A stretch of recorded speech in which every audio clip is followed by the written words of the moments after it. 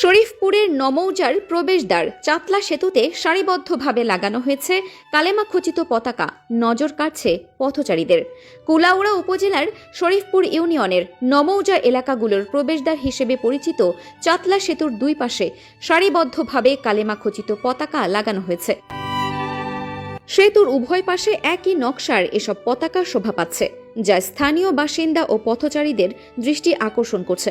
সরেজমিনে গিয়ে দেখা যায় সেতুর দুই পাশে সারিবদ্ধভাবে একই ধরনের কালেমা খচিত পতাকা লাগানো হয়েছে।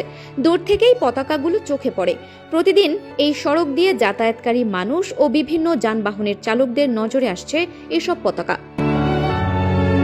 সেতুটি নমৌজা এলাকাগুলোর একটি গুরুত্বপূর্ণ প্রবেশপথ হওয়ায় এখানে প্রতিদিন উল্লেখযোগ্য সংখ্যক মানুষের যাতায়াত রয়েছে। তারা অনেকেই বিষয়টিকে ইতিবাচকভাবে দেখছেন এবং এটিকে ধর্মীয় আবহের প্রকাশ হিসেবেও মন্তব্য করছেন। তবে পতাকাগুলো কারা বা কোন ব্যক্তি, প্রতিষ্ঠান কিংবা সংগঠনের উদ্যোগে লাগিয়েছেন সে বিষয়ে নিশ্চিত কোনো তথ্য পাওয়া যায়নি।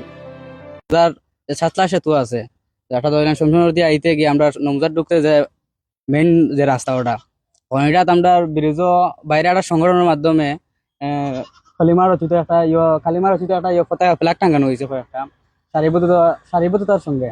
এটা দেখে খুবই ভালো লাগছে আর কি। এখন সঠিক জানটা আমরা কোন সংগঠনে লাগাইছেন, এখন যারাও লাগাইছেন তারা আমার পক্ষ থেকে আন্তরিক শুভেচ্ছা এবং ধন্যবাদ। আর খুব সুন্দর লাগে আর কি যে এটা অন্য যে দল আছে বা আর্জেন্টিনা, ব্রাজিল এগুলো সারা কালিমা রচিত যে ফ্ল্যাগ টাঙ্গাইছেন এর কারণে তারা মনটাকে সুখিয়া জানানোর ইচ্ছা করে। সামনে পাইতাম তো আরো বেশি খুশি হইলাম তারা পাইয়া। তো সব আইবা দেখবা আর যারা লাগাইছে তারা লাগে দোয়া করবা। আমাদের শরীফপুর ইউনিয়নের চাতলা সেতুতে কালিমার পতাকা লাগানি আমরা খুব আনন্দিত। আমাদের মুসলিম এলাকা যারা এই পতাকাটা লাগাইছেন তাদেরকে ধন্যবাদ জানাই শরীফপুরবাসীর পক্ষ থেকে। এইভাবে ইসলামের পতাকা আনাচে কানাচে লাগাইলে ভালো হবে।